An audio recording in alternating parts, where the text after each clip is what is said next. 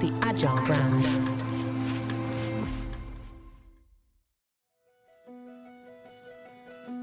Welcome to Season 6 of the Agile brand, where we discuss marketing technology and customer experience trends, insights, and ideas with enterprise and technology platform leaders. We focus on the people, processes, data, and platforms that make brands successful, scalable, customer-focused, and sustainable. This is what makes an Agile brand. I'm your host, Greg Kilstrom, advising Fortune 1000 brands on MarTech, marketing operations, and CX, best-selling author and speaker. The Agile Brand Podcast is brought to you by TechSystems, an industry leader in full-stack technology services, talent services, and real-world application. For more information, go to teksystems.com. Now let's get on to the show. Today we're exploring the transformational power of on-demand production and real-time data in a few different industries with Leonard Marano, President Americas at Lectra.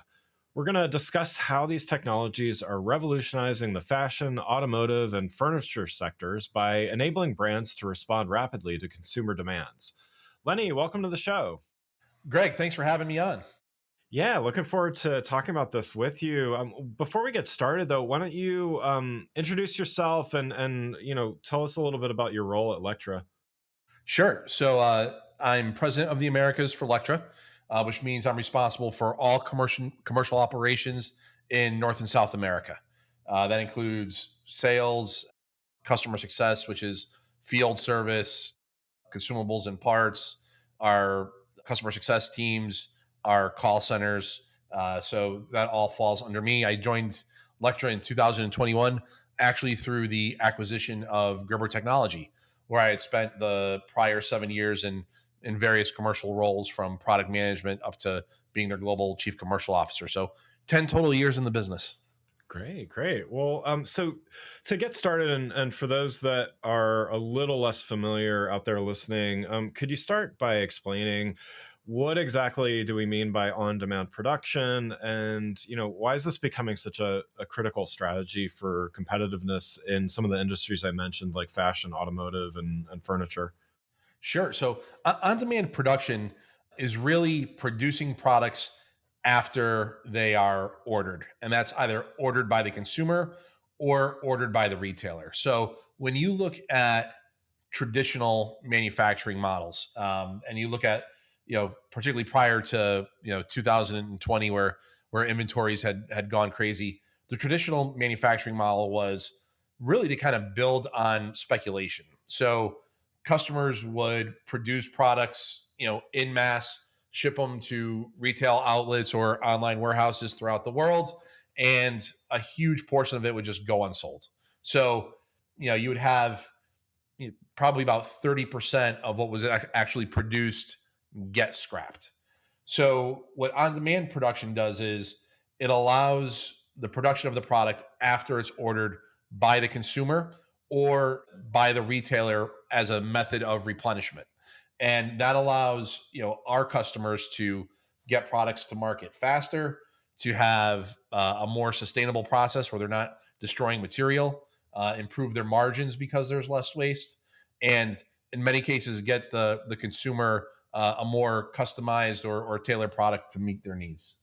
Great. So yeah, let's dive in here a little bit. And as I mentioned, a few of those industries at the top of the show.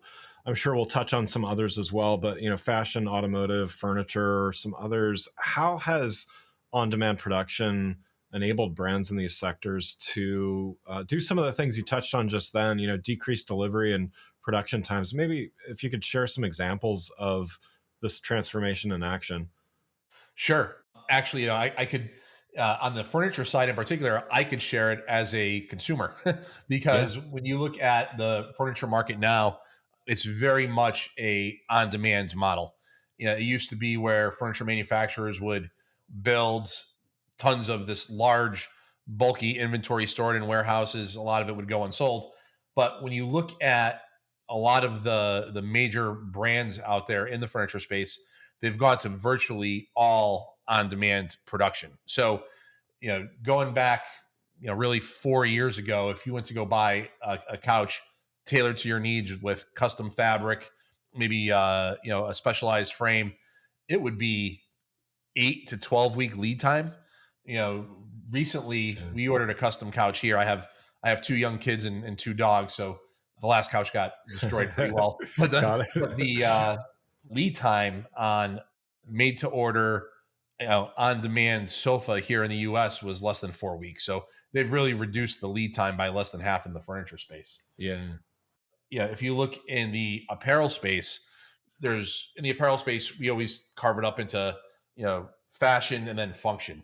And, a lot of people think of, on demand or customized in the fashion side where you have custom made suits and, customized shirts.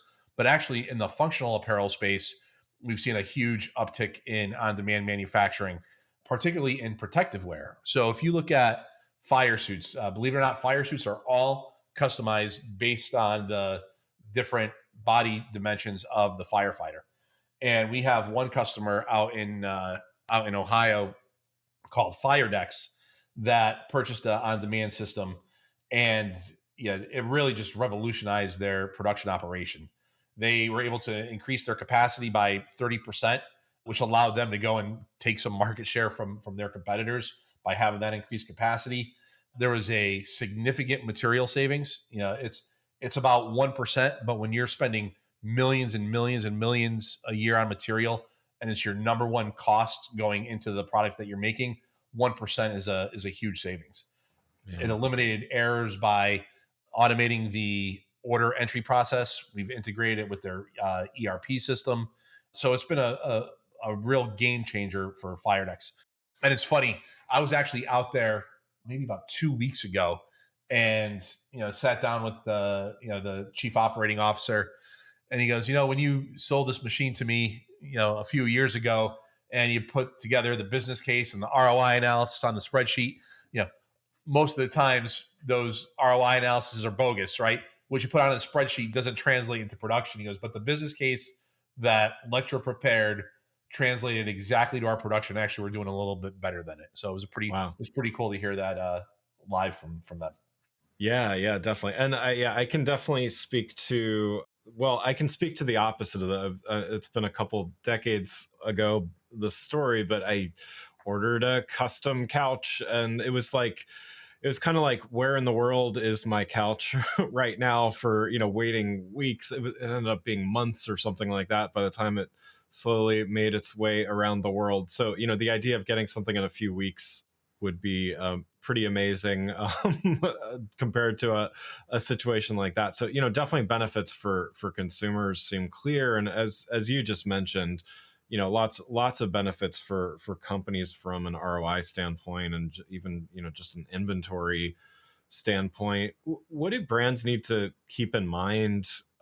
Again, it makes a lot of sense, and I'm sure the numbers bear out for across a lot of different industries. But what do brands need to keep in mind during initial implementation of something like this? Like, what's the best way to begin?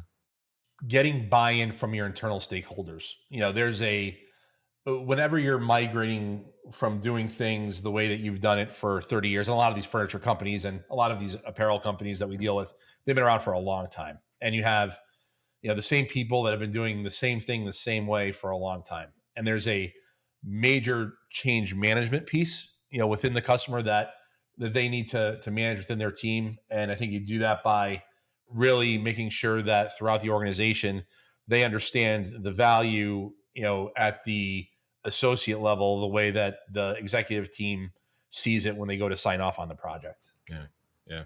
We had it was interesting. We had one company in the furniture space, Leisure Creations. They make believe it or not, they make umbrellas for resorts. And if you look at all the different resorts and hotel chains around the world, they all have custom colors and custom patterns and things like that. So it's actually a highly customized product. And they were doing everything completely manually cutting, manually designing. And they went to implement a CAD and implement our furniture on demand system after being completely manual. And it literally allowed them to double their production. But these were people that had been there for a long time, had done things, in a very analog way. But by getting that buy-in early on, having the team come to our facility and our experience center in Atlanta, see the technology live, getting their buy-in, it really helped with the implementation, and it got them off to a very fast start. Yeah, I mean, I can imagine it. If you're in the industry for quite a while, it almost sounds too good to be true, right? Like there must be some kind of downside to it, but actually seeing it in person and all of that probably makes a really compelling case, right?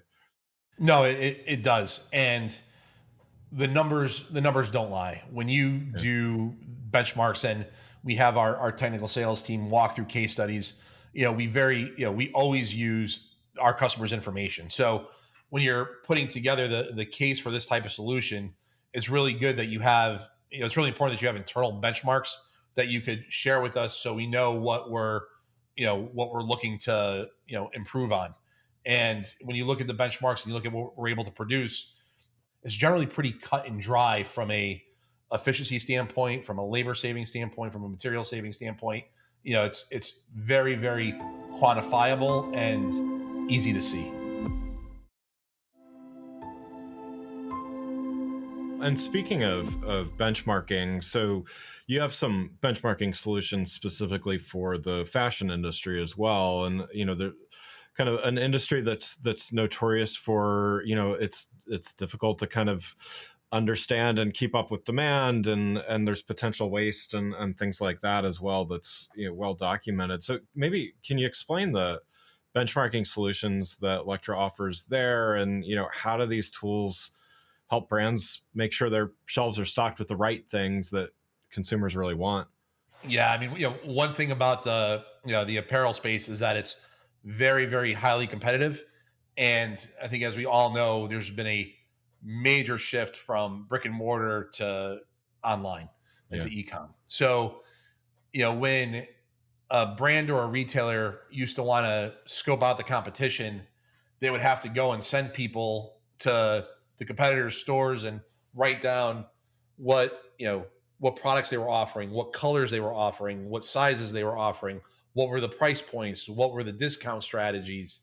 It was it's a big, intensive process. Now we have a competitive benchmarking tool called RepViews that leverages AI to go and pull data from the websites of our apparel customers, competitors, and understand what assortment they're offering, what products, what sizes, what colors, what's their pricing strategy. Is it regionalized?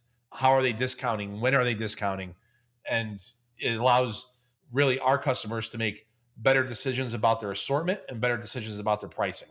And all of that, it gives our customers actual information that really impacts their bottom line. So from a assortment offering, we literally just did a demo and a case for somebody that was looking at RepViews a few weeks ago, where we pulled up one of their biggest competitors' information through the RepViews tool, and they go, "Oh my God, they're selling all long sleeves. We're selling all short sleeves. We have no new long sleeve products in the pipeline. We have to go and look at what we're doing." And it's Right. one very simple example where a customer took that information from RepViews, actually a prospect, and went and reflected on what their design pipeline looks like. But when you also look at pricing strategy, right? If you're $100 million company, and let's say you're at 50% margin, if you can impact your margin percentage by 1 point, it's a significant impact. So by understanding the competitive pricing strategies a little bit differently, it allows you to make better pricing decisions and improve your margin. Well, right, because I mean, it's one thing to be able to be nimble within your own products, and I mean, certainly I'm sure those brands are doing plenty of intel on buying behavior on their own products, but what you're talking about is taking that to a step further, which is also trying to anticipate based on it's not just learning from your own good decisions and not so good decisions. It's learning from your competition as well. So I mean, I would imagine tying all of that together, the on demand within the brand and then the competitive analysis, it gives a pretty comprehensive picture, right? It does. And it all comes down to really speed and agility. And it's appropriate for the name of the podcast, right? Right, right. It's the being able to see changes in the competitive marketplace quickly, react to it quickly, and then also make sure that you're producing product that's going to sell based off of information you've gotten within a short horizon makes you agile. And Yeah. that's what we know our customers need to compete, are these tools that really allow them to be agile in their decision making, agile in their design, agile in their production. Yeah, yeah. Well, you definitely get bonus points for mentioning Agile on the show, so that's well, definitely. Well, no, this is interesting stuff, and I guess I know we touched a little bit on how to use the data effectively, but I wonder if you could talk about. I mean, certainly, another thing that comes up on literally every show is AI and how artificial intelligence is really used to power some of these things. So, could you talk about maybe the role of AI in this competitive intelligence and other things? Sure. Yeah, RepViews is exclusively AI powered. It leverages the learnings that we've had to go and identify what is the right information to pull from the competitive websites. And for Lectra, when you look at RepViews, when you look at our on-demand solutions, it's really the next logical evolution for a company that's been invested in AI since 2007. So really for the last 17 years, we've leaned into AI. We started with machine learning AI when all of our production machines first got connected to the internet. We started accumulating all of the data from all the different machines that have allowed us to effectively optimize production parameters based off of different materials, but also be very predictive in our services. So we have customers that have leveraged our equipment for years that will get a part or will have a part show up on their doorstep when they never ordered it. And they go, "Hey, I just got this part. What happened?" Well, because of our machine learning, we know that you have this motor that's been running hot for the last 3 days and it's likely going to need to be replaced in 3 more days. So we shipped it to you so we could be proactive on it. And that helps lead customers to a 99% uptime. So that's one way that we were very, early adopters and early proponents of AI. Yeah, yeah. Well, and I know a lot of people listening to this certainly know that AI has been around pre Chat GPT, even though Exactly. it feels as if reading certain headlines you'd think it was just invented a couple of years ago. But I mean that's another interesting thing too, is just the fact that you have, particularly for customers and industries you've been working on with for years and decades, you've got all of that information. So I would imagine the data that you have on the industries that you work in is pretty substantial. And so how do you look at that? Like how quickly does data go out of date, or is that stuff really, is that stuff relevant, even even if it's 10 years old, seeing those trends and everything? Like how relevant is some of that older data? I mean, on the older data, our equipment has a lifespan of 15 years. If you look at the Yeah, bell curve of replacement, it's 15 years. So it's 10-year-old data is absolutely relevant for us. yeah, But the types of data that we look at, it changes, and having the tools and the internally developed algorithms to analyze that data allows us to provide our customers with benchmarking solutions so they could take a look and say, okay, how am I comparing to other folks in my space? So if it's a yeah. automotive customer and they want to know if they're running at a level of overall equipment effectiveness in line with their competition, we could provide them that data based off of what we've accumulated over the years. Yeah, so I mean, by that token, it's like, I mean, certainly it benefits those longstanding customers, but also, I mean, somebody signs up tomorrow, so to speak, and they get to benefit from that industry data, right? So I mean, that's I would imagine that's incredibly valuable to be able to benchmark immediately. Yeah, no, it's again, it goes back to the agility piece. By having that benchmark, it allows you to go and focus in on areas of your operation where you have identified as needing the most improvement the most urgently. Yeah, absolutely. Well, Lenny, thanks so much for joining today. Just a couple things before we wrap up here. I'd love to hear what you're thinking as far as, what are some of the upcoming developments in on-demand production and real-time data utilization that you're seeing in some of the industries you work in. I think it's a acceleration of adoption. You know, when we talk about these tools, 6, 7 years ago, it was kind of the future and the tools of tomorrow, but it's all here today.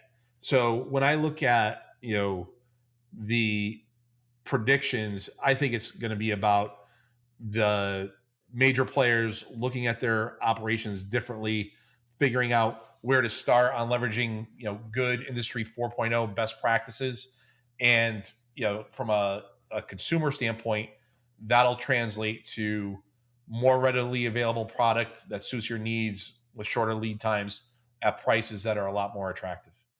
Yeah, yeah. And how should companies prepare to integrate these things into their operations to stay ahead of the curve? I think it's really having a good understanding of what your process currently is, right? Having a good process map that you could share with, a trusted advisor like us. Say, hey, here's where I'm at. Here's my current process. How do I evolve this into something that is going to be, industry best practice now and in the future? Thanks a lot, Greg. I really appreciate you having me on. Yeah, thanks so much for joining. Well, again, I'd like to thank Lenny Marano, President Americas at Lectra, for joining us today and sharing his expertise on-demand production and real-time data. To learn more about Lenny Marano and Lectra, please follow the links in the show notes. Thanks again for listening to the Agile Brand, brought to you by Tech Systems. If you enjoyed the show, please take a minute to subscribe and leave us a rating so that others can find the show more easily. You can access more episodes of the show at www.gregkihlstrom.com. That's GregKihlstrom.com. While you're there, check out my series of best-selling Agile Brand guides covering a wide variety of marketing technology topics, or you can search for Greg Kihlstrom on Amazon. The Agile Brand is produced by Missing Link, a Latina-owned, strategy-driven, creatively fueled production co-op. From ideation to creation, they craft human connections through intelligent, engaging, and informative content. Until next time, stay agile. The Agile Brand.